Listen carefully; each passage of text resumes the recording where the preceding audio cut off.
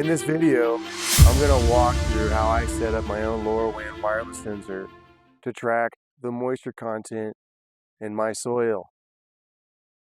In my hand, I have the 3D printed housing attached to the soil sensor that will be broadcasting the telemetry. It's a very small form factor.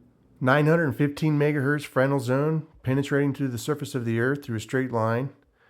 As you can see, we're still getting broadcast. On the Grafana dashboard, we can see that there is telemetry being broadcasted to the temperature as well as the humidity coming in very clear. One of the most valuable things that I've learned in cybersecurity is if you can't detect it, you can't stop it, prevent it, or make the proper changes. So if you could see or interpret the data, you can take action in time. Time series graphs will help you detect anomalies, set baselines, and stay ahead of the environmental changes. Now the payoff here is that the data is going to be logged and visualized in a time series database, perfect for detecting trends, changes, or failures that allow us to compare this past events for future desired outcomes.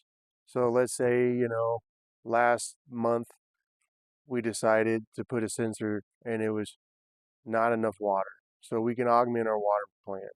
But like I said, for this particular video, it really is just about making sure that the livestock have water all the time without having to rely on human intervention. I really love my horse and my donkey. I want to make sure that they always have fresh water from the underground spring water that's on my property. Each sensor transmits a payload decoded and sent through the MQTT broker with precise telemetry like temperature, humidity, and moisture levels. We can customize the metrics for our dashboard, but for this video, I'm just going to make it very simple and straight to the point. I like Proxmox, so we're going to be using Proxmox. We're going to give it a name, give it an ID, and we're going to start configuring our ChirpStat and a Debian ISO right on top of our Proxmox hypervisor.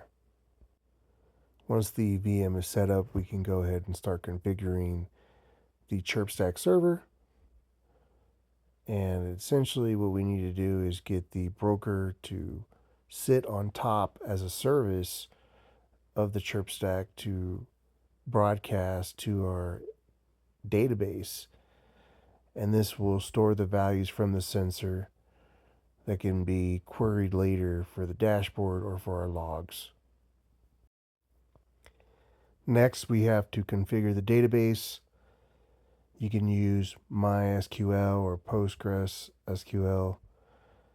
And this basically is where you store the values that can then be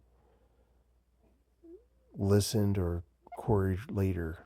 Now, this is the Grafana dashboard pulling in raw data so that we can see it. Now, we can configure alerts and we can keep tweaking this.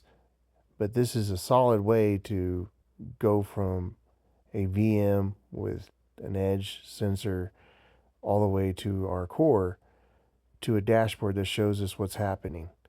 The next thing we would have to do is configure the alert via SMS or email. This is the gateway, and it's been happy showing you my little first project.